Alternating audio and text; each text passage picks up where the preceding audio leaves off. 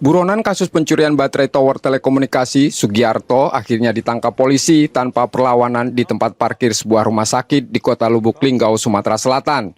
Ia diringkus saat mengantar sang istri berobat setelah 2 tahun melarikan diri.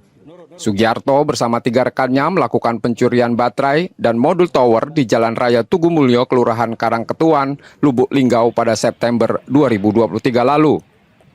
Mereka merusak gembok tower lalu mengambil 4 unit baterai dan 7 modul yang menyebabkan kerugian sekitar 51 juta rupiah serta gangguan sinyal provider. Ironisnya, Sugiarto adalah pegawai perawatan tower tersebut sehingga ia hafal denah lokasi dan barang berharga yang dicuri. Itu baterai tower kurang lebih 4 unit. 4 unit. Dengan modul, kalau modulnya ada 7 unit itu modulnya. Kebetulan para pelaku adalah sebagai pegawai ini ya, untuk apa tuh, pemeliharaan pemeliharaan tower. Jadi mereka gemboknya sengaja dihancurin masuk ke dalam tower.